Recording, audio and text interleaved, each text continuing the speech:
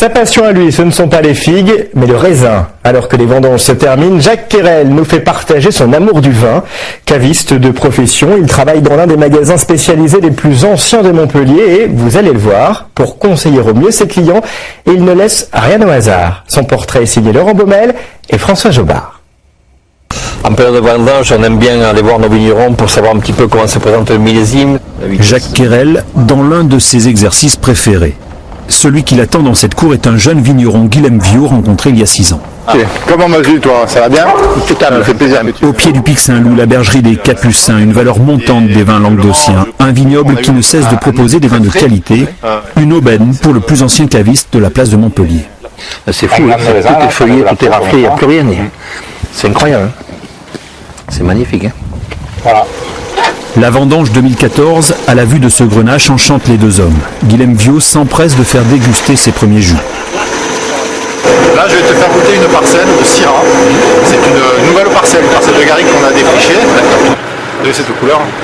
Une visite qui n'a l'air de rien, mais qui est importante pour le vigneron.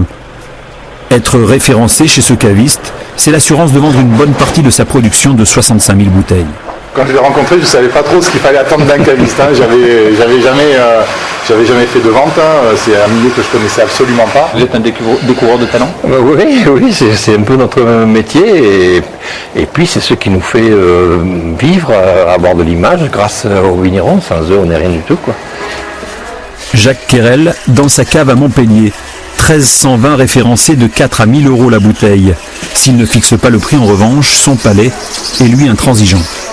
On a tout goûté systématiquement. Même les rosés qu'on fait chaque année, on les goûte parce qu'il y a des rosés qui sont pas bons certaines années. Et donc on peut pas vendre des vins pas bons, c'est pas possible. Il est l'héritier d'une famille de marchands de vin. Une aventure débutée il y a 170 ans. Voilà l'album qu'on a trouvé donc chez mes parents. C'est l'album du monde élégant, service maritime. Dans les années 70, avec la vulgarisation de la bouteille, le métier prend un nouvel essor. Devant l'explosion de l'offre, les cavistes jouent un rôle important auprès des consommateurs à condition de savoir faire déguster. Aujourd'hui, un caviste qui ne sait pas faire déguster les vins qu'il a dans sa cave n'a pas lieu d'être un caviste.